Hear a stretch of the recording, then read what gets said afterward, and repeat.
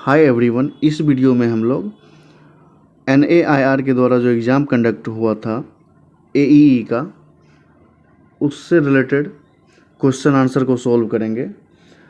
इसमें total technical में 85 question है, जिसमें क्वेश्चन 1 से लेकर 20 तक TRD से रिलेटेड क्वेश्चन है। 20 से 40 तक TRS मतलब इलेक्ट्रिक लोकोमोटिव से रिलेटेड क्वेश्चन है। ऐसे ही 40 से लेकर 50 तक कुछ स्टोर्स और टेंडर्स के क्वेश्चन हैं। उसके बाद 50 से लेकर 60 तक जनरल सर्विस के क्वेश्चन हैं। 60 से 70 तक बेसिक इलेक्ट्रिकल इंजीनियरिंग का क्वेश्चन है और 70 से 75 तक बेसिक इलेक्ट्रॉनिक्स का क्वेश्चन है। और फाइनली लास्ट में 75 से 85 तक TLAC का क्वेश्चन है। तो लगभग सारे सेक्टर्स के क्वेश्चन 85 क्वेश्चंस में आ जाते हैं। तो चलिए एक एक करके हम लोग सारे क्वेश्चंस को डिस्कस करेंगे। फर्स्ट क्वेश्चन है, change of height of contact wire should be achieved very gradually to avoid. 4 wire होते हैं जो कि बहुत इंपॉर्टेंट है OHE में। एक तो होता है केटनरी वायर, एक होता है कॉन्टैक्ट वायर जिसमें पेंटोग्राफ टच होता है, तीसरा इसके प्रोफाइल को मेंटेन करने के लिए ड्रॉपर यूज होता है, और चौथा केटनरी वायर से करंट कॉन्टैक्ट वायर में आए इसलिए जंपर लगा होता है। तो जंपर केटनरी वायर से कॉन्टैक्ट वायर में करंट को ट्रांसफ़र करता है, ड्रॉपर इसके प्रोफाइल को मेंटेन रखता है। तो क्वेश्चन पूछा कि height of contact wire should be achieved very gradually. ये कॉन्टैक्ट वायर का हाइट धीरे धीरे करके बढ़ाते हैं और टर्मिनेट करते हैं। इसके पीछे का क्या अवॉइड करने के लिए ऐसा करते हैं? तो loose contact between contact wire and pantograph. अगर हम तेज़ी से इसको बढ़ा देंगे तो लूज कॉन्टैक्ट हो जाएगा पेंटोग्राफ और कॉन्टैक्ट वायर के बीच में और स्पार्किंग होगी। ये ऑप्शन करेक्ट है कि लूज कॉन्टैक्ट को अवॉइड करने के लिए। सेकंड है poor current collection. Current collection strong रहे इसके लिए भी इसके प्रोफाइल को ग्रेजुअली इंक्रीज करते हैं। थर्ड है excessive pressure on contact wire by pantograph. ये कॉन्टैक्ट वायर पे पेंटोग्राफ प्रेशर लगाता है, ये एक्सेसिव प्रेशर ना लगाए, इसको अवॉइड करने के लिए ही इसके हाइट को ग्रेजुअली इम्प्रूव करते हैं, इंक्रीज करते हैं। 4 है ऑल ऑप्शन आर करेक्ट। तो इसमें 4 इसका करेक्ट आंसर होगा कि तीनों ऑप्शन जो है सही है। सेकेंड क्वेश्चन है, in 25 kV AC traction the actual distance between catenary and contact wire in vertical plane at minimum dropper should not be less than. Answer होगा 150 mm। कैटनरी वायर और कॉन्टैक्ट वायर के बीच का जो dropper है इसका minimum distance कितना होना चाहिए? 150 mm होना चाहिए। इसका b option, second option correct.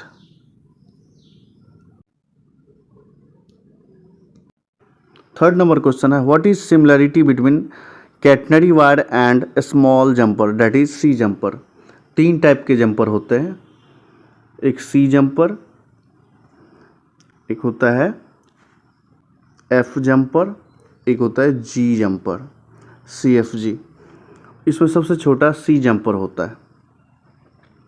Question पूछा कि सी जंपर और कैटनरी वायर में क्या सिमिलरिटी है। तो दोनों में नंबर ऑफ स्ट्रैंड्स जो होते हैं वो सेम होते हैं। नंबर ऑफ स्ट्रैंड्स क्या है? स्ट्रैंड्स मतलब रेशा कितना निकला रहता है, कितने कंडक्टर के स्ट्रैंड्स होते हैं। तो इसमें 19 स्ट्रैंड्स होते हैं। 19 स्ट्रैंड कौन कौन से होते हैं? जैसे एक सेंटर में स्ट्रैंड रहेगा, जो फर्स्ट लेयर रहेगा उसमें फिर 6 स्टैंड होते हैं, 1 2 3 4 5 6। ऐसे ही इसके सेकेंड लेयर में 12 स्टैंड होते हैं। तो टोटल 12 + 6 + 1, तो 12 6 18 एक 19 स्टैंड होते हैं दोनों में। तो ए ऑप्शन इसका करेक्ट होगा।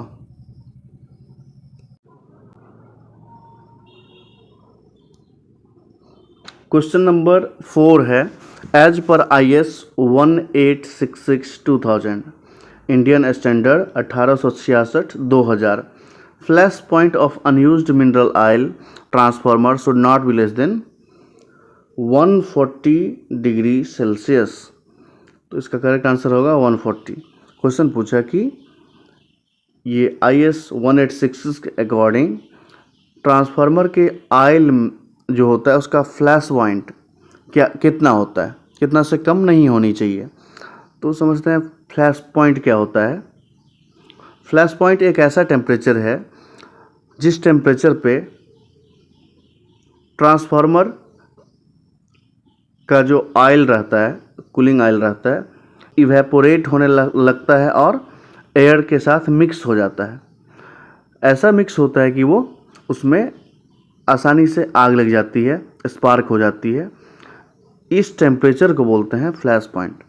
जितना टेम्परेचर पे उसमें फ्लैशिंग आ जाती है उस टेम्परेचर को बोलते हैं flash point.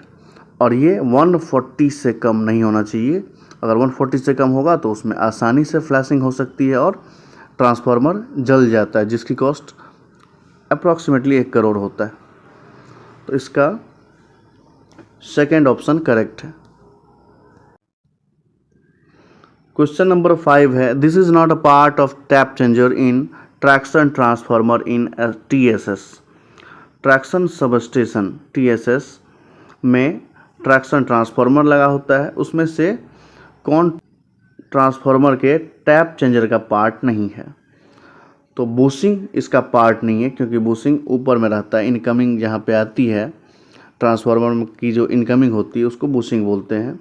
Bearing of selector shaft ये टैप चेंजर का पार्ट है। कॉपर ब्रश असेंबली ये भी इसके पार्ट है। Spring in moving contact holder for contact pressure ये भी इसके पार्ट है।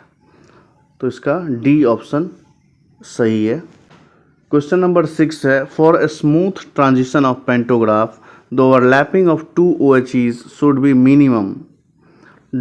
मीटर।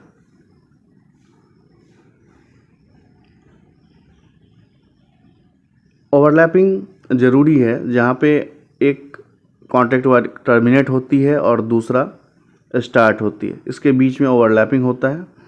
ये ओवरलैपिंग स्मूथ रनिंग के लिए, स्मूथ ट्रांजिशन के लिए ज़रूरी है। और इसका जो ये डिस्टेंस है ये होना चाहिए 2 मीटर। तो पेंटोग्राफ को सुचारू रूप से ट्रांजिशन हेतु ओवरलैपिंग कम से कम 2 मीटर होनी चाहिए। फर्स्ट ऑप्शन इसका करेक्ट। क्वेश्चन नंबर 7 है, in 25 kV TSS NCT is used for protection of. ये NCT क्या होता है? न्यूट्रल करंट ट्रांसफार्मर है।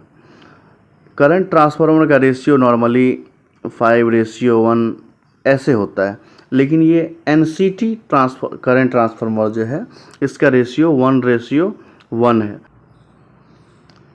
और ये यूज किया जाता है ट्रैक्शन सबस्टेशन में कैपेसिटर बैंक के प्रोटेक्शन के लिए। तो फर्स्ट ऑप्शन इसका करेक्ट होगा, for the protection of capacitor bank.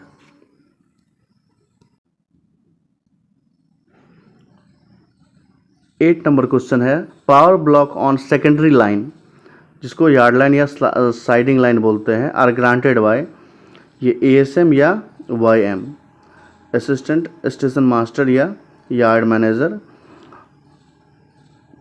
Grant करते हैं। इसका थर्ड ऑप्शन करेक्ट है। क्वेश्चन नंबर 9 है, determination of OHE span duly taking care of wind pressure is based on IS 875/2015 इस पे बेस्ड है। OHE का स्पैन कितना होना चाहिए ताकि वो हवा के दबाव को झेल सके। अगर हम ज़्यादा लंबा कर देंगे OHE के स्पैन को तो एयर प्रेशर की वजह से ये और इसमें सैग होगा।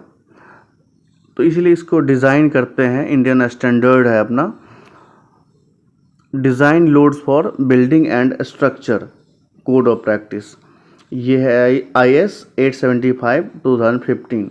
इसी के बेसिस पे हम OHE के स्पैन को डिज़ाइन करते हैं। सेकेंड ऑप्शन इसका करेक्ट है।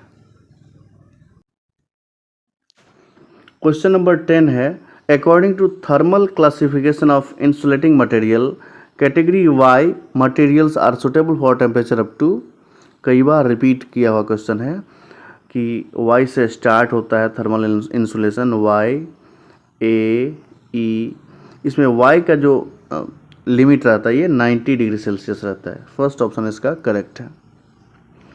फिर ए का 105 रहेगा, ई का 120 रहता है, फिर एफ का 150 और एच का 180 रहता है। इसका ए ऑप्शन करेक्ट है। क्वेश्चन नंबर 11 है, in a traction transformer of TSS bushing CT is use for.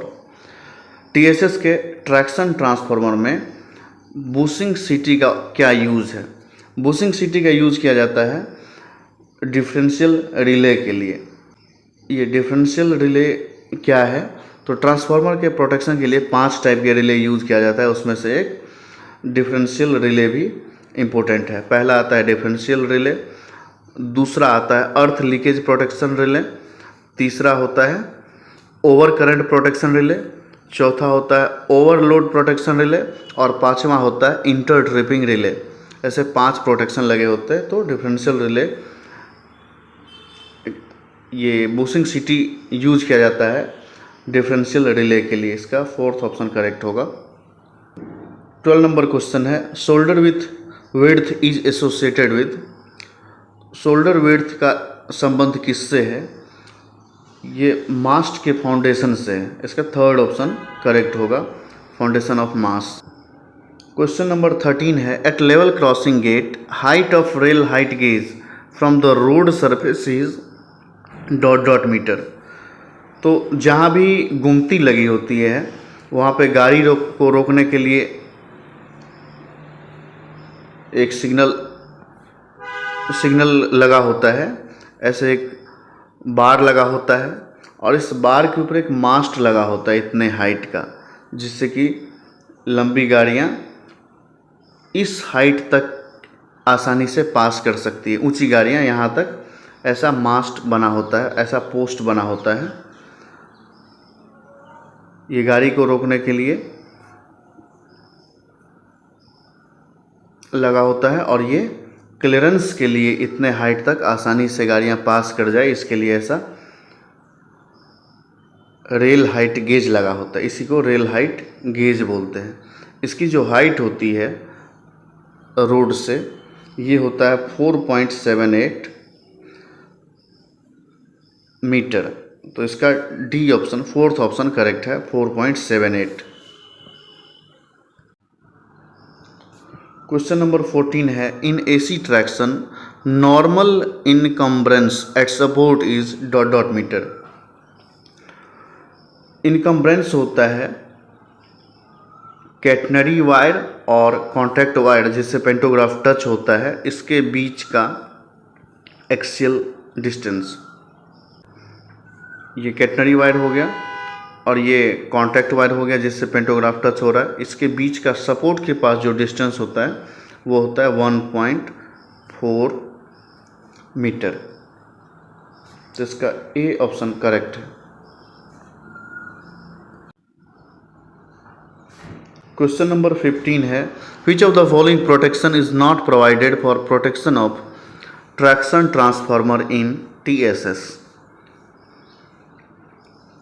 इससे पहले डिस्कस किया कि ट्रैक्शन ट्रांसफार्मर के प्रोटेक्शन के लिए 5 टाइप के रिले थे। उसके अलावा 5 एडिशनल डिवाइस भी लगे होते हैं ट्रांसफार्मर के प्रोटेक्शन के लिए, जिसमें से पहला है प्रेशर रिलीफ डिवाइस, दूसरा होता है ऑयल टेम्परेचर इंडिकेटर, थर्ड होता है लो ऑयल लेवल, फोर्थ है वाइंडिंग टेम्परेचर इंडिकेटर और फिफ्थ है प्रेशर रिलीफ डिवाइस तो हो गया, वकोज रिले, पांचवा हो गया वकोज रिले। 3 इसमें मेंशन है, एक होता है वाइंडिंग टेम्परेचर इंडिकेटर और वकोज रिले। ये DPR डिस्टेंस प्रोटेक्शन रिले ये इसमें यूज़ नहीं होता है, ट्रैक्शन ट्रांसफार्मर में यूज़ नहीं होता है। तो क्या यूज़ नहीं होता ये पूछा, तो थर्ड ऑप्शन इसका करेक्ट हो जाएगा, DPR distance protection relay. Question है tie rod indicator is used in, tie rod indicator use करते हैं हम लोग ISA में, आइसोलेटर स्विच असेंबली में यूज किया जाता है tie rod, ISA isolator switch assembly, isolator switch assembly, इसका सेकेंड ऑप्शन करेक्ट है। 17 नंबर क्वेश्चन है in traction system for artisan skilled staff of remote control dot dot competence certificate is mandatory. ये TS1 से लेके 9 तक competency certificate issue किया जाता है, जिसमें TR1 जो है, सॉरी TR1 से लेके TR9 तक है। तो TR1 हेल्पर को इशू किया जाता है और इसका कैटेगरी बना हुआ है, जिसमें से 8 और 9 जो है वो रिमोट कंट्रोल वाले स्टाफ को दिया जाता है। इसमें TR8 जो है वो टेक्नीशियन को और TR9 जो है सुपरवाइज़र को दिया जाता है। तो इसमें पूछा कि आर्टिजन स्टाफ या स्किल्ड स्टाफ को, तो TR8 दिया जाएगा, सेकेंड ऑप्शन करेक्ट है। अगर यहाँ पे आर्टिजन स्टाफ के बदले सुपरवाइज़र रहता तो TR9 आंसर हो जाता।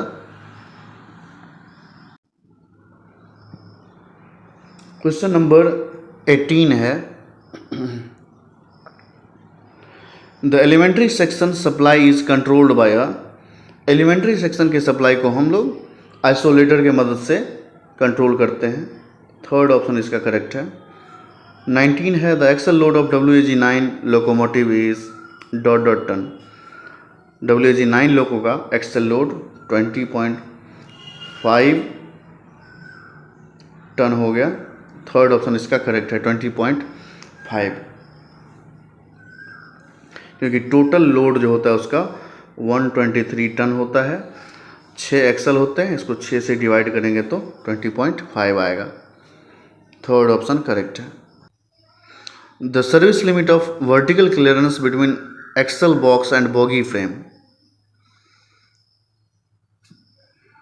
इन WP7 WAG9 locomotive, bogie frame और एक्सल बॉक्स के बीच का जो वर्टिकल क्लियरेंस है, ये WAG9 है तो 9 mm तक होता है, मतलब 27 से लेके 35 तक अगर देखें तो 27, 28, 29, 30, 31, 32, 33, 34, 35, ये 9 mm तक का क्लियरेंस रहता है, तो 27 से 35 हो जाएगा, 27 से लेके 35 mm तक, ए ऑप्शन इसका करेक्ट। क्वेश्चन नंबर 21 है in case of OCB1 not working in WAG9 locomotive MCB dot dot is to be check. अगर OCB1 काम नहीं कर रहा है WAG9 लोको में तो कौन सा MCB चेक करना चाहिए। तो सारे MCB जो है वो HB पैनल में लगे होते हैं। HB1 में 11 स्विचेज होते हैं, HB1 पैनल में 11 MCB है, इसमें से 3 तो यहाँ मेंशन किया गया है कि 59.1 जो है वो OCB के लिए है, 62 है OCB के जो ट्रांसफार्मर पंप होते हैं TAP पंप उसके लिए है, और 63 जो है SR पंप के लिए है। तो अगर OCB में कुछ प्रॉब्लम हुआ तो 59.1 देखना चाहिए, OCB का ये MCB है, तो सेकेंड ऑप्शन इसका करेक्ट है। क्वेश्चन नंबर 22 है permanent glowing of LSFI lamp in WAG9 locomotive indicate. अगर LSFI कंटिन्यूसली ग्लो हो रहा है, लगातार जल रही है, इसका मतलब है कि कोई ना कोई एक सब सिस्टम आइसोलेशन में है। टोटल 19 सब सिस्टम है लोको में, SS01 से SS01 से लेकर के SS19 तक इतने सब सिस्टम है। और अगर LSFI लगातार ग्लो कर रही है, इसका मतलब कोई ना कोई एक सब सिस्टम आइसोलेशन में है, उसको चेक करना होगा। इसका थर्ड ऑप्शन करेक्ट है। क्वेश्चन नंबर 23 है, in case of harmonic filter isolation in WP7 locomotive can work up to speed of ... kilometre per hour. अगर WP7 लोको में हार्मोनिक फिल्टर को आइसोलेट कर दिया जाए तो लोको की स्पीड 40 kmph हो जाएगी। सेकेंड ऑप्शन इसका करेक्ट है, इससे ज़्यादा नहीं हो पाएगा, 40 kmph पे ही लोको को चलाना होगा। क्वेश्चन नंबर 24 है, to reach the pantograph in WG9 locomotive node on TDS screen should be. TDS screen panel C पे लगा होता है। जब लोगों का स्टार्ट करते हैं तो पेंटोग्राफ हम तभी रेज कर सकते हैं जब उसके स्क्रीन पे FLG 504 डिस्प्ले हो। इसका फर्स्ट ऑप्शन करेक्ट है। क्वेश्चन नंबर 25 है, इन WP7 locomotive traction bar is connected between. ये ट्रैक्शन बार बहुत इंपॉर्टेंट है क्योंकि यही बोगी को लोको से जोड़ के रखता है।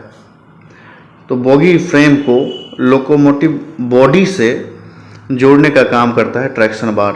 थर्ड ऑप्शन इसका करेक्ट होगा।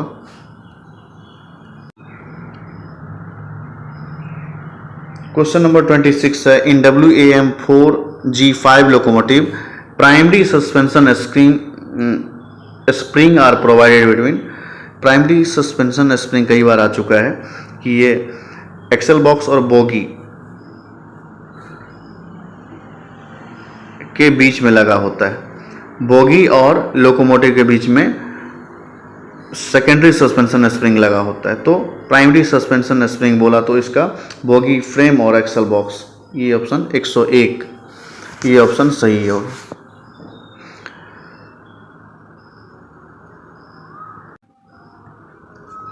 क्वेश्चन नंबर 27 है, if hand brake is applied in WG7 locomotive the brakes will be applied on wheel number. जब हैंड ब्रेक लगाते हैं WG7 लोको में तो ब्रेक किस व्हील नंबर पे लगेगा? ब्रेक ना आगे लगेगा ना पीछे लगेगा, बीच वाले पे लगेगा। 2 और 4, 2 एंड 4 इसका करेक्ट ऑप्शन होगा। 2 और 4 पे लगेगी, तो थर्ड ऑप्शन इसका करेक्ट हो गया।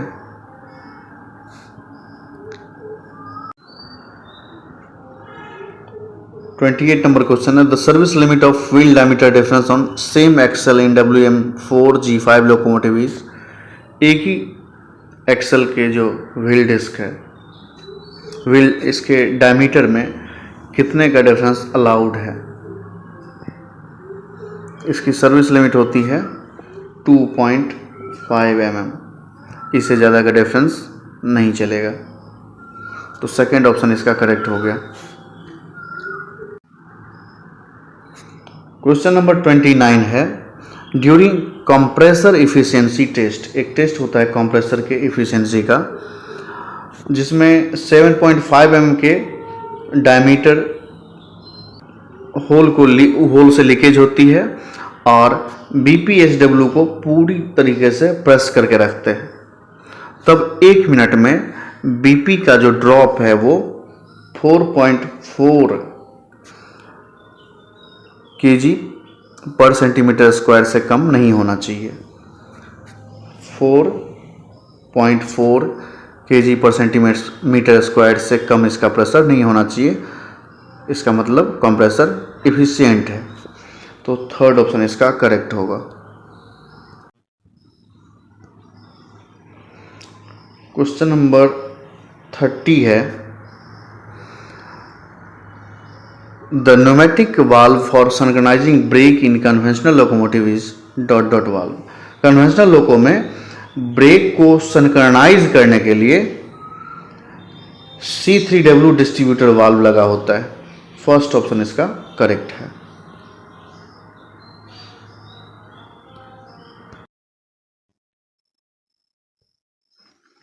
क्वेश्चन नंबर 31 है, which equipment remain in service when HRAVT is at third position in WG7 लोको। ये HRAVT एक स्विच है जो टीवी बोर्ड पे लगा होता है।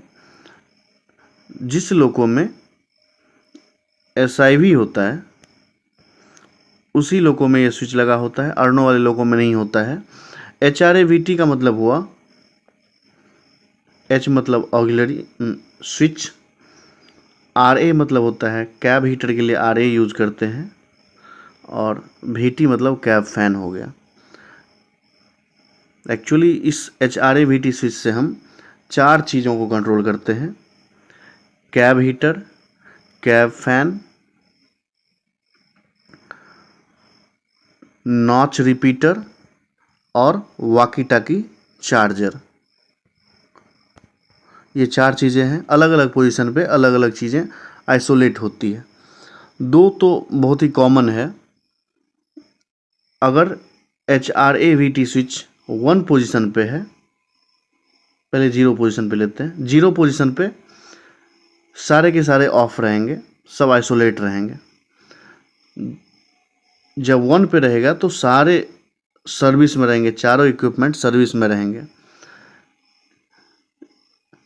कोई जैसे डिजिटल स्विच में ऐसा ही होता है, अगर 0 है तो सब ऑफ, 1 है तो सब ऑन। बाकी 2 पोजीशन बचा इसका, 2 और 3।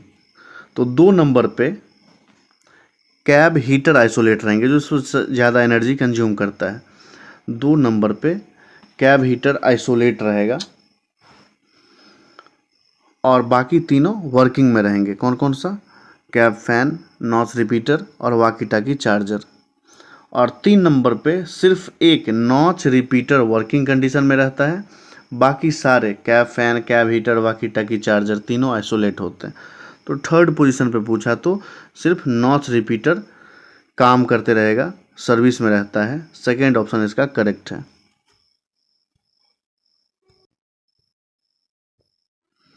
क्वेश्चन नंबर 32 है, dot dot is the contactor provided for electric braking in conventional loco. Electric braking के लिए कन्वेंशनल लोको में कौन सा कॉन्टैक्टर काम में आता है?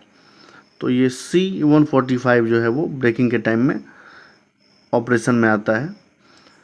C107 MVRH का कॉन्टैक्टर है। C118 जो है वो आर्नो को स्टार्ट करने के लिए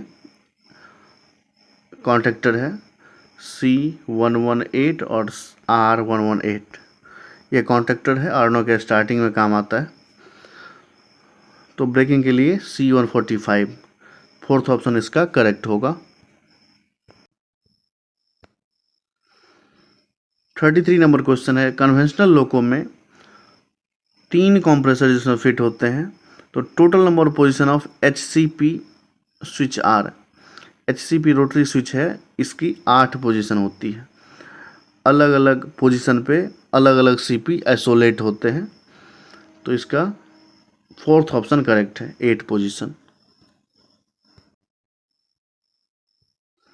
34 नंबर क्वेश्चन है, wedging of dot dot relay is not allowed during manual control of GR in conventional loco. Conventional loco में जब GR को हम लोग मैनुअली कंट्रोल करते हैं, GR मतलब ट्रांसफार्मर के ग्रेजुएटर को मैनुअली कंट्रोल करते हैं, तो Q44 रिले का वेजिंग अलाउड नहीं है।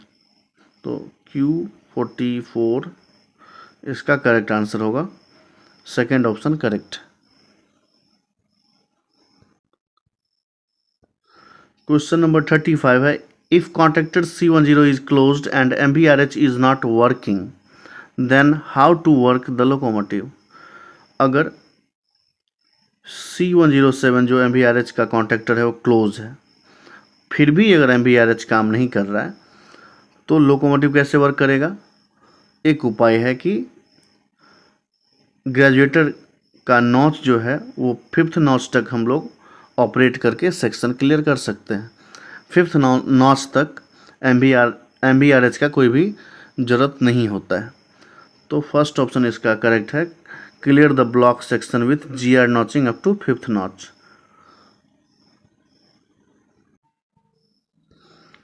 क्वेश्चन नंबर 36 है, what is the periodicity of IOH schedule of WAP4 locomotive. WAP4 locomotive passenger locomotive है, इसका IOH जो होता है वो 4.5 साल या 9 लाख किलोमीटर जो पहले हो जाए उसके बेसिस पे करते हैं। तो थर्ड ऑप्शन इसका करेक्ट। क्वेश्चन नंबर 37 है, minimum dot dot throttle movement is required to acknowledge VCD. Vigilance control device जो है उसको एक्नॉलेज करना पड़ता है WP7 लोकोमोटिव में। उसके लिए थ्रॉटल का मूवमेंट 3% एटलीस्ट ज़रूरी है। अगर 3% थ्रॉटल का मूवमेंट हुआ तो VCD एक्नॉलेज हो जाएगा। अगर 3% से कम हुआ तो जो बजर साउंड आती है वो सब आएगी। तो एटलीस्ट 3% थ्रॉटल का मूवमेंट ज़रूरी है ताकि VCD को एक्नॉलेज किया जा सके।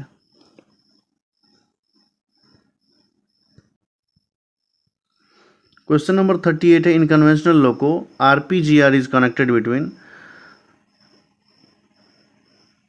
कन्वेंशनल लोको में RPGR लगा होता है।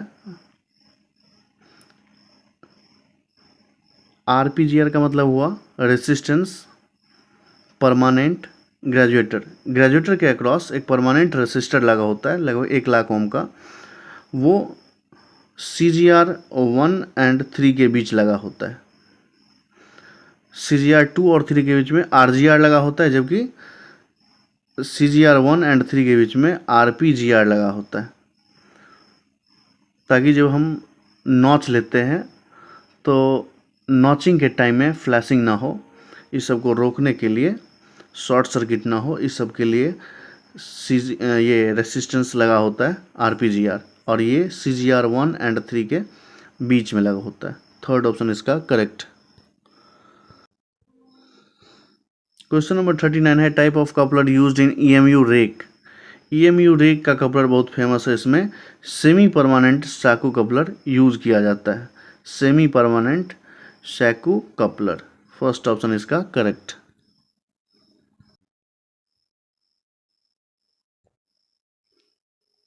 क्वेश्चन नंबर 40 है, in reference to pantograph ADD। अभी जो नए टाइप के शुंक पेंटोग्राफ जो आ रहा है उसमें एक न्यूमेटिक बॉक्स होता है, साथ में उसमें ADD लगा होता है। उसका मतलब है ऑटो ड्रॉप डिवाइस। पेंटोरेज होने के बाद 1 kg प्रेशर ड्रॉप हो जाता है उसका, ऑटो ड्रॉप डिवाइस। इसका थर्ड ऑप्शन करेक्ट होगा। क्वेश्चन नंबर 41 है, EB brake in EMU are applied by the pressure of. EP brake EMU में अप्लाई होता है, उसको कहाँ से प्रेशर मिलता है? Pressure of main reservoir.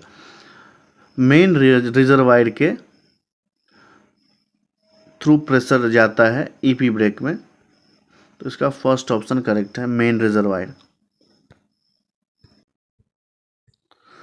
Question number 42 है, as per model SOP 2018 in case of non stock requisition for safety item waiting is required for. Waiting 10 lakh से अगर ऊपर का रिक्विजिशन है तो वेटिंग रिक्वायर्ड होगा। तो waiting above 10 lakh, third option इसका करेक्ट है।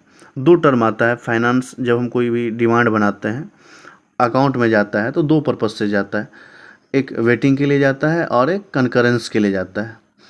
तो वेटिंग में वो लोग क्या करते हैं, उसका फैक्ट चेक करते हैं, जो फिगर है, जो स्टेटमेंट है, इस सब का फैक्ट चेक किया जाता है। जबकि कंकरेंस में उसकी सहमति ली जाती है कि ये नए काम करना है कि नहीं। ठीक है, तो 2 टर्म बहुत रेलिवेंट है अकाउंट से, वेटिंग और कंकरेंस। तो वेटिंग जो है वो सेफ्टी आइटम के लिए 10 लाख से ऊपर अगर जा रहा है तो वेटिंग ज़रूरी है।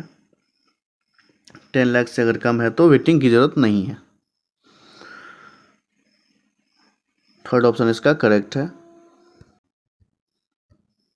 क्वेश्चन नंबर 43 है कि सरकारी खर्च करते समय रेल सेवकों के लिए वित्तीय औचित्य के सिद्धांत का पालन करना आवश्यक है।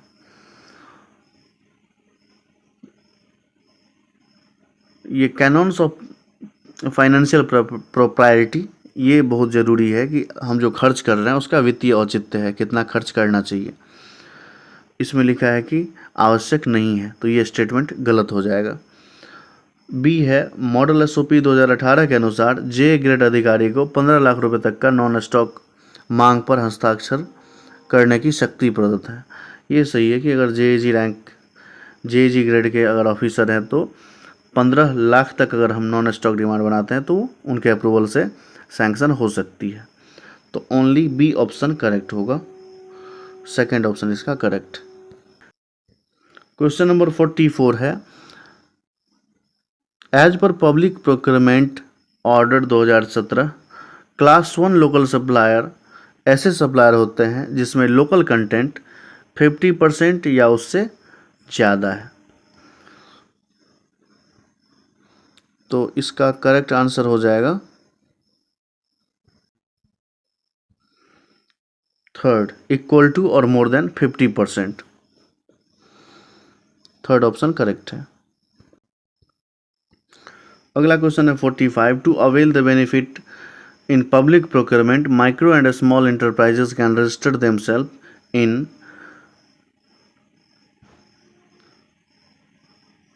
पब्लिक प्रोक्योरमेंट बेनिफिट को अवेल करने के लिए माइक्रो और स्मॉल इंटरप्राइजेज जो है वो किस पे रजिस्टर होना चाहिए। तो वो नेशनल स्मॉल इंडस्ट्री कॉरपोरेशन उस पर रजिस्टर हो सकता है, या तो डिस्ट्रिक्ट इंडस्ट्रियल सेंटर पे रजिस्टर हो सकता है, या फिर COIR बोर्ड जो है उस पर रजिस्टर हो। इसमें से अगर किसी पे भी रजिस्टर है तो पब्लिक प्रोक्योरमेंट बेनिफिट अवेल कर सकता है। फोर्थ ऑप्शन इसका करेक्ट हो जाएगा।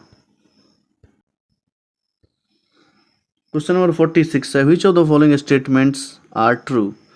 फर्स्ट है every contract is an agreement, सही है, सारे कॉन्ट्रैक्ट में एक एग्रीमेंट बनता है। सेकंड ऑप्शन है every agreement may not be a contract, सारे एग्रीमेंट जरूरी नहीं है कि वो कॉन्ट्रैक्ट हो। दोनों ऑप्शन सही है, तो थर्ड ऑप्शन इसका करेक्ट होगा। क्वेश्चन नंबर 47 है एज पर GCC April 2022 the successful bidder shall have to submit a PG performance guarantee within 21 days from the date of issue of LOA। Letter of acceptance issue होने के 21 दिन के अंदर PG submit करना होता है, कुछ मनी डिपॉजिट करना होता है। तो 21 बी ऑप्शन इसका करेक्ट। क्वेश्चन नंबर 48 है what is the upper financial limit of SA grade officer to dispense with calling of tender for works and accepting of offers received in response to quotations. तो SA grade officer का जो upper financial limit है वो है 10 lakh. First option इसका correct. Question number 49 है in case of delay of completion of work due to contractor the duration of work completion can B.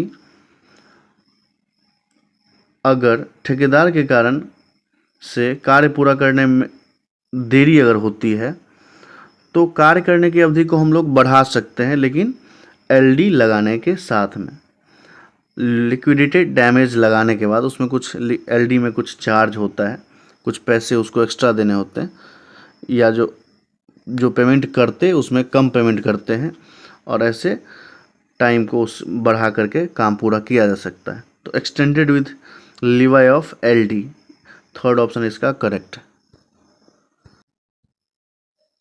Question number 50 है which is the safest earthing system. तो TNS जो है वो सबसे safest earthing system माना जाता है, TNS। सेकेंड ऑप्शन इसका करेक्ट।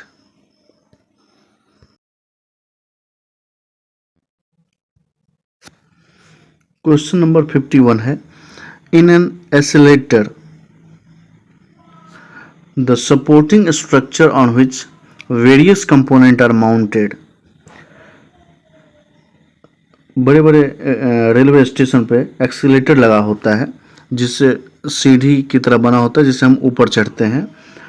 उसमें किस सपोर्टिंग स्ट्रक्चर पर उसके सारे कंपोनेंट माउंटेड होते हैं। एक्सीलेटर के जो भी कंपोनेंट, सारे कंपोनेंट जिस स्ट्रक्चर पर माउंटेड होते हैं उसको ट्रस बोला जाता है, ट्रस बोला जाता है। इसका फर्स्ट ऑप्शन करेक्ट है। क्वेश्चन 52 है, the speed remaining constant, the head in a centrifugal pump varies as square of the diameter of impeller. Head होता है सेंट्रीफ्यूगल पंप का, हेड क्या होता है, अगर कोई पंप लगा दे तो ये कितने हाइट तक पानी ऊपर फेंकता है उसको हेड बोलते हैं। ये हेड अगर स्पीड कांस्टेंट है तो हेड किसके प्रोपोर्शनल होगा, इम्पेलर का जो डायमीटर रहता है उसके स्क्वायर के प्रोपोर्शनल होता है ये हेड। तो सेकंड ऑप्शन इसका करेक्ट है। क्वेश्चन नंबर 53 है, the best suitable pump for pumping water to cities and town from river or deep tube well is. Cities में या टाउन में डीप ट्यूब वेल या रिवर से पानी को पंप करने के लिए कौन सा पंप सुटेबल होगा। तो सबसे जो सुटेबल रहता है, हाइट जहाँ पे ज़्यादा है, क्या सिटीज़ में मल्टी स्टोरेज बिल्डिंग ज़्यादा होती है, इसलिए यहाँ पे वर्टिकल टरबाइन पंप ज़्यादा सुटेबल है। थर्ड ऑप्शन इसका करेक्ट होगा।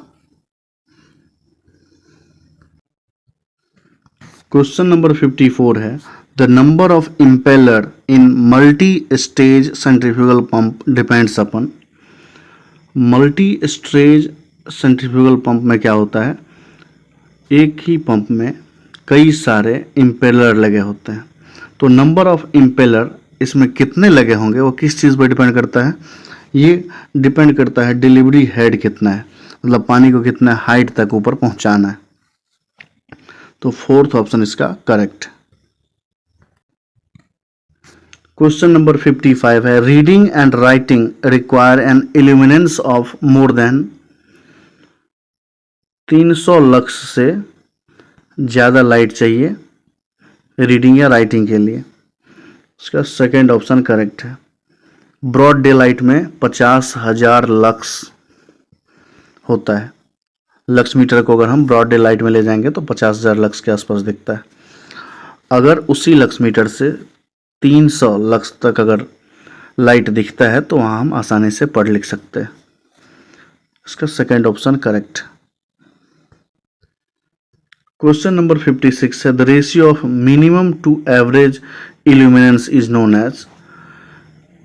मिनिमम इल्यूमिनेंस और एवरेज इल्यूमिनेंस का जो रेशियो होता है उसको हम लोग बोलते हैं यूनिफॉर्मिटी रेशियो। ठीक है, इसका फर्स्ट ऑप्शन करेक्ट है। यूनिफॉर्मिटी रेशियो क्या होता है, मिनिमम इल्यूमिनेंस और एवरेज इल्यूमिनेंस के रेशियो को यूनिफॉर्मिटी रेशियो बोलते हैं। ये यूनिफॉर्म लक्स इतना ही होगा पूरे सरफेस पे, जिस सरफेस पे हम मेजर करने जा रहे हैं। ये इंपॉर्टेंट पैरामीटर है लाइटनिंग के लिए। क्वेश्चन नंबर 57 है, as per CEA regulation 2010 for overhead lines up to 650 volt erected along any street the minimum clearance of lowest conductor above ground shall be. किसी भी गली में हम लोग देखते हैं कि एक खंभा होता है, दो खंभे के बीच में बिजली के वायर टंगे होते हैं। इसकी हाइट कितनी होगी अगर ये 650 वोल्ट कैरी करता है, तो इसकी हाइट जो होती है 650 वोल्ट तक के लिए ये होगा 5.5 मीटर। 5.5 मीटर के हाइट फिक्स किया गया, कम से कम इतना हाइट चाहिए। ठीक है, इसका फर्स्ट ऑप्शन करेक्ट होगा 5.5 मीटर।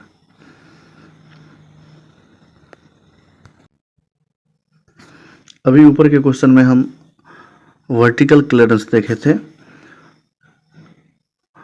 यही regulation as per CEA 2010 the minimum horizontal clearance between the nearest conductor and any part of building should be, कितना मीटर होना चाहिए, 650 वोल्ट और अप टू 11 kV तक के लिए जो हॉरिजॉन्टल क्लियरेंस है ये होता है 1.2 मीटर। क्योंकि हम लोग जानते हैं 25 kVA के लिए 25 केवी के लिए 2 मीटर का क्लियरेंस चाहिए। यहाँ अप टू 11 केवी है तो 1.2 मीटर सफिशिएंट क्लियरेंस है सेफ्टी के लिए। इसका थर्ड ऑप्शन करेक्ट होगा। क्वेश्चन नंबर 59 है the maximum temperature of conductor must not exceed ... degree centigrade under short circuit condition for XLPE cable. XLPE cable होता है क्रॉस लिंक्ड पॉलीइथीन केबल और उसके अंदर मेटेलिक कंडक्टर होता है। तो उस कंडक्टर का टेम्परेचर 250 डिग्री सेल्सियस से ज़्यादा नहीं होना चाहिए शॉर्ट सर्किट कंडीशन, नहीं तो XLPE जो है वो डैमेज हो जाएगा। तो 250 बी ऑप्शन इसका करेक्ट है। क्वेश्चन नंबर 60 है in reference to transformer oil of electric loco. DGA means DGA का बहुत सारा मतलब होगा, लेकिन in reference to transformer oil of electric loco, DGA का मतलब होता है dissolve gas analysis. Dissolve gas analysis एक टेस्टिंग मेथड है ट्रांसफार्मर के आइल का। इसमें अलग अलग गैस होता है, मीथेन, कार्बन डाइऑक्साइड और बहुत सारे गैस कितना मात्रा में मौजूद है ये बताता है कि ट्रांसफार्मर आयल हेल्दी है कि नहीं। अगर किसी गैस एसिटिलीन कहीं अगर उसका मात्रा ज़्यादा हो गया, इसका मतलब उसमें कुछ ना कुछ डिफेक्ट आ गया है, और हम कौन सा गैस की मात्रा बढ़ा है उसके बेसिस पे क्या डिफेक्ट किस वजह से ऐसा हुआ वो पता कर सकते हैं। तो बहुत ही अच्छा टेस्टिंग मेथड है ट्रांसफार्मर के आयल का, डिसॉल्व गैस एनालिसिस मेथड।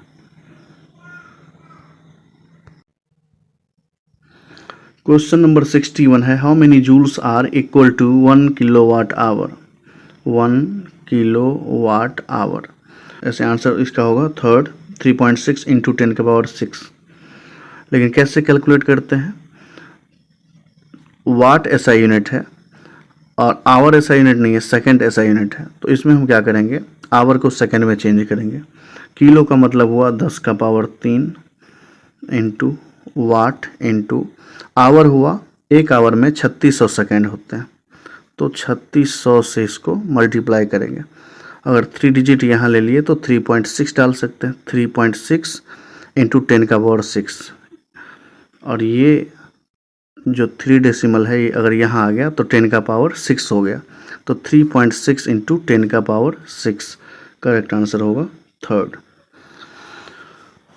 इसमें अगर आवर को हम सेकंड में चेंज कर देंगे, किलो के बदले में 1000 लिखेंगे, तो ऑब्वियसली ये आ जाएगा 3.6 इंटू 10 का पावर 6, और ये ऐसा यूनिट इसका जूल होगा। थर्ड ऑप्शन इसका करेक्ट। क्वेश्चन नंबर 62 है which test is more useful for detection of inter turn short. Inter turn short को डिटेक्ट करने के लिए कौन सा टेस्ट यूजफुल है, ये सर्ज कंपैरिजन टेस्ट मोटर्स के स्टेटर का किया जाता है। उसमें जैसे 3 फेज सिस्टम है, तो एक करंट इधर से जाएगा, दूसरा करंट इधर से आता है, और दोनों का वेव फॉर्म बनता है। दोनों वेव फॉर्म अगर एक दूसरे को सुपर इम्पोज कर देता है, इसका मतलब वाइंडिंग सही है। अगर इस फेज में कुछ शॉर्ट है, कोई वाइंडिंग शॉर्ट है, तो इसका वेव फॉर्म इधर वाले जो करंट आया है उसका वेव फॉर्म इसको सुपर इम्पोज नहीं करेगा, और ऐसे करके हम फॉल्ट को डिटेक्ट कर सकते हैं। तो सर्ज कंपैरिजन टेस्ट इसका करेक्ट आंसर होगा। UST हम लोग एक्सेल का करते हैं, अल्ट्रासोनिक टेस्टिंग। एक्सेल में कोई क्रैक है, कुछ है ऐसा। 10 डेल्टा टेस्ट किया जाता है ट्रांसफार्मर का और ट्रैक्शन मोटर का, जिसमें लीकेज करंट कितना है, उसमें कैपेसिटर होना चाहिए केबल का, लेकिन उसमें रेसिस्टिव पार्ट कितना है उसके लिए 10 डेल्टा टेस्ट किया जाता है। ठीक है, तो इसका फोर्थ ऑप्शन करेक्ट होगा। क्वेश्चन नंबर 63 है a 3 phase 1500 RPM 50 hertz synchronous motor will have ... pole. Number of pole निकालने का फॉर्मूला होता है NS = 120 F/P। इंडिया में फ्रीक्वेंसी फिक्स है 50 हर्ट्ज, तो 120 इंटू 50 हो गया 6000 अपॉन पी। अगर स्पीड 1500 है तो 6000 को कितना से डिवाइड करें कि 1500 हो जाए, तो 4 से डिवाइड करेंगे, इसका मतलब 4 पोल की मशीन है। अगर स्पीड रहता 3000 तो 6000 को कितना से डिवाइड करें कि 3000 हो जाए, तो 2 से डिवाइड करेंगे तो 2 पोल की मशीन हो जाएगी। 1500 आरपीएम है तो 1500 को कितना से मल्टीप्लाई कर दें कि 6000 हो जाए, तो 4 से, इसका मतलब 4 पोल की मशीन है ये। 249 करेक्ट आंसर होगा। 249 ऑप्शन आईडी है, मतलब फर्स्ट ऑप्शन इसका करेक्ट।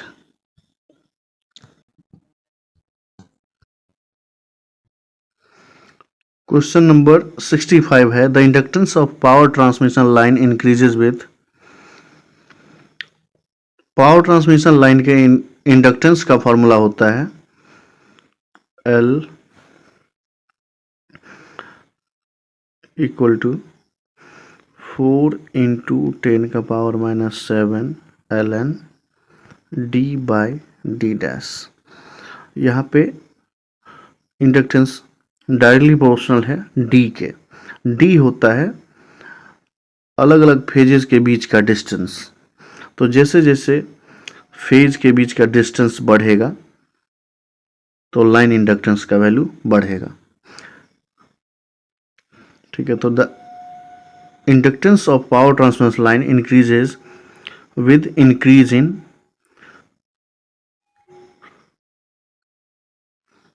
ये दोनों तो नहीं होगा,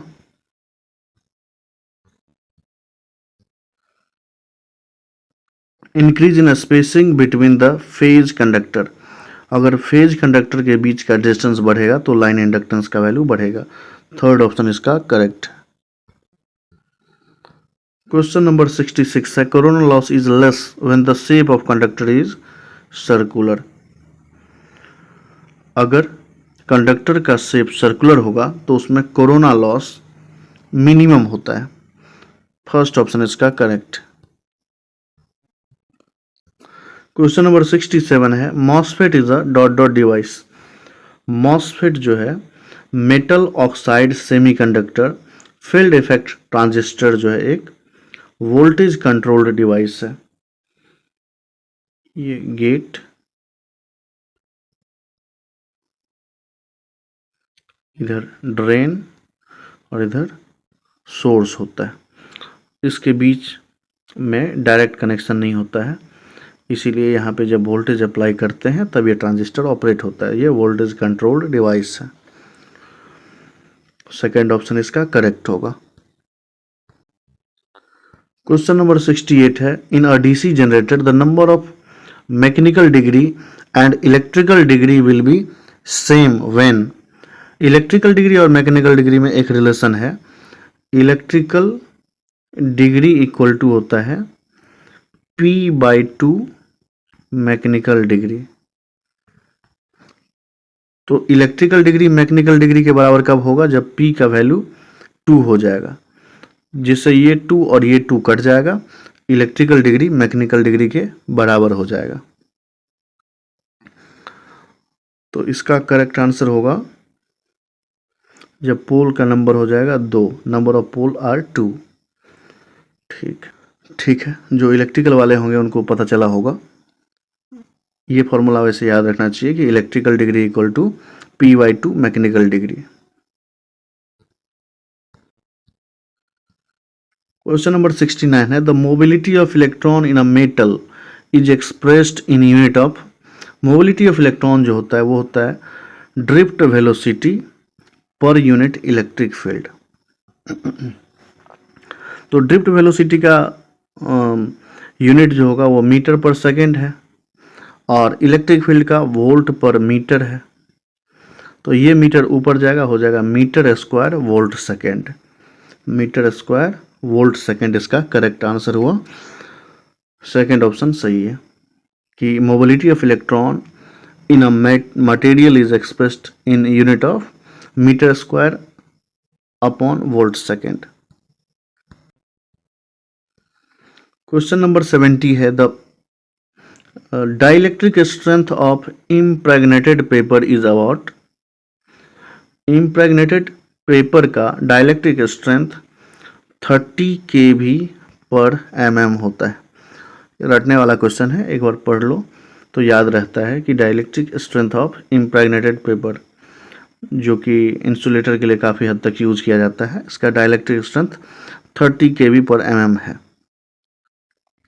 इसका थर्ड ऑप्शन करेक्ट है।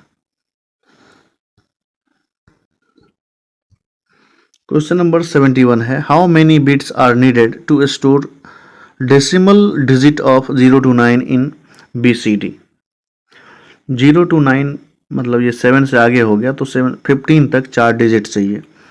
जैसे 9 को लिखना होगा बाइनरी डेसिमल कोड में, तो 9 को लिखते हैं हम लोग कैसे, 1001। इसका वैल्यू 1 हुआ, इसका वैल्यू 2 का पावर 1, 2 का पावर 2, 2 का पावर 3, तो ये 8 + 1 9 देता है। तो 4 डिजिट चाहिए 9 तक को लिखने के लिए, 1001। तो इसका 4 डिजिट इसका करेक्ट आंसर होगा, सेकंड ऑप्शन करेक्ट है।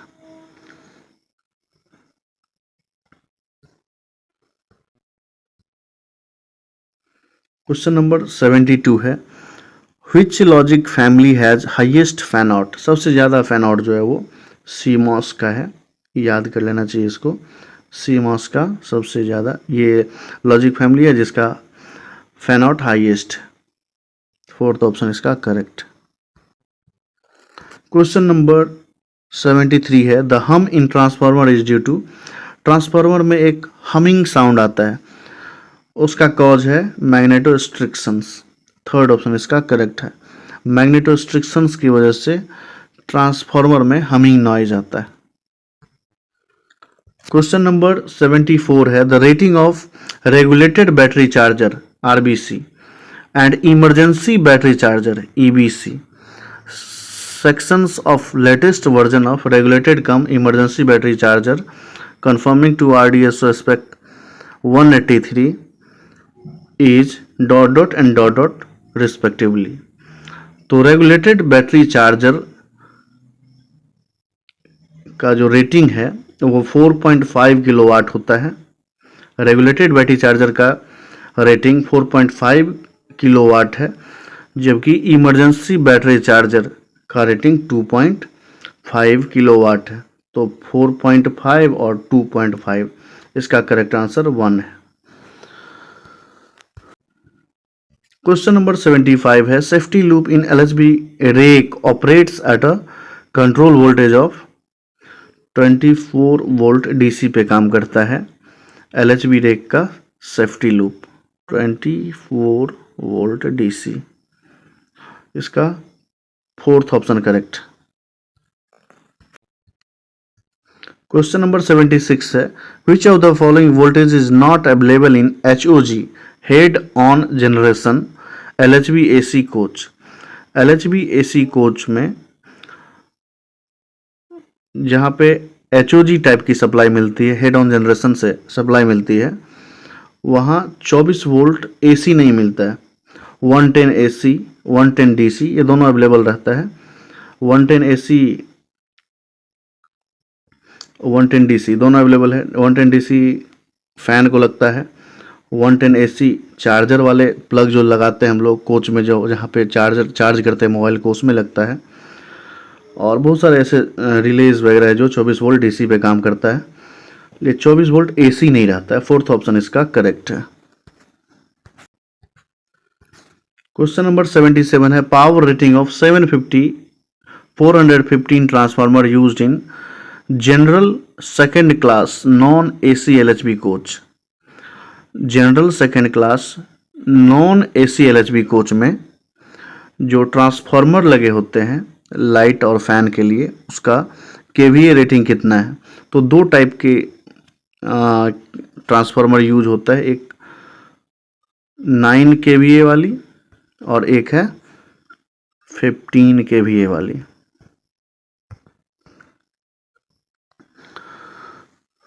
ठीक है, तो जनरल सेकंड क्लास के लिए पूछा तो 9 kVA वाली ट्रांसफार्मर हम लोग यूज करते हैं।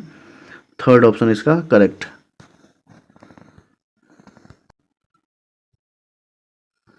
क्वेश्चन नंबर 78 है, dehumidification function of LHV RMPU gets actuated once relative humidity RH inside the coach exceeds 60%।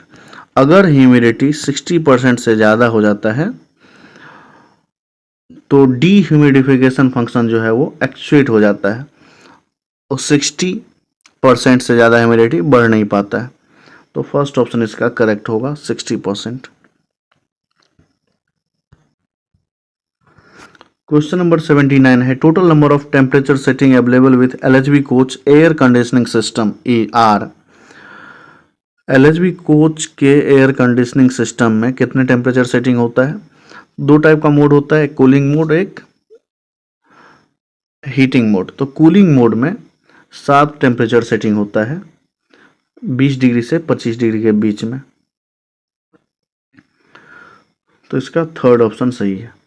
अगर हीटिंग मोड में रहता है तो उसमें 17 से 21 टेम्परेचर सेटिंग रहता है। तो इसका थर्ड ऑप्शन सही है। क्वेश्चन नंबर 80 है, power factor improvement in LHV AC 2 tyre 3 tyre coach is carried out by providing capacitor bank of total value of कितना VAR। ये 18 kVAR का कैपेसिटर इंस्टॉल करते हैं LHV second AC third AC coach के पास, इसके power factor को improve करने के लिए। थर्ड ऑप्शन इसका correct. The current rating of HRC high rupturing capacity fuse provided with battery bank positive terminal in BGICFTL coach is, इसमें घर में जनरली हम लोग 25 एम्पेयर का फ्यूज़ लगाते हैं और TL कोच में 40 एम्पेयर का HRC फ्यूज़ लगा होता है। HRC फ्यूज़ लगा होता है जिसका करंट रेटिंग 40 एम्पेयर। इसका सेकेंड ऑप्शन करेक्ट है। क्वेश्चन नंबर 82 है, ESTI fusible link cartilage is used for protection from. ये फ्यूजिबल लिंक ST कार्टिलेज जो है ये ओवरहीट प्रोटेक्शन स्विच है LHV RMPU AC coaches heater के लिए।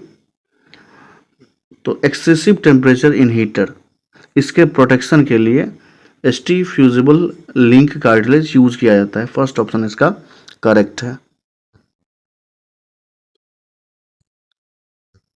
क्वेश्चन नंबर 83 है, in terms of MOM of central railway board video conference dated 13/6/19 engine room of power car has to be provided with dot number of fire suppression balls. इसमें conference में बताया गया कि 8 number of fire suppression ball आप use कीजिए। इसका fourth option correct है। Question number 84 है, which of the following statement is not true about hotel load converter. Hotel load converter क्या करता है, पैसेंजर लोकोमोटिव में AC को चलाने के लिए हेड ऑन जनरेशन के लिए होटल लोड कन्वर्टर लगा होता है। इसमें AC कोचेज खुद एनर्जी नहीं बना के खुद अपने आप को नहीं फीड करके कहीं और से बाहर से होटल से लोड को फीड करता है। इसके लिए इसका आउटपुट जो है वो 750 वोल्ट 3 फेज 50 हर्ट्ज सही है। It operate at maximum input power factor of 0.8, ये सही नहीं है। Its power rating is 500 kVA का होटल लोड होता है, ये भी सही है। It is provided with LC filter to mitigate harmonic in output, ये सही है क्योंकि पावर इलेक्ट्रॉनिक डिवाइस होने की वजह से इसमें हार्मोनिक काफ़ी ज़्यादा जनरेट होता है और हार्मोनिक को मिटिगेट करने के लिए LC फिल्टर लगा होता है। तो 0.8 पावर फैक्टर पे ही ये ऑपरेट होगा, ये स्टेटमेंट गलत है। तो गलत कौन सा सेकंड स्टेटमेंट इसका गलत हो गया। क्वेश्चन नंबर 85 है, for 4.5 kilowatt TL coach alternator belt testing device assembly, minimum clearance between fixing nut sleeve and bogie support bracket must be maintained at 50 mm maintain रखना चाहिए। इसका सेकेंड ऑप्शन करेक्ट है।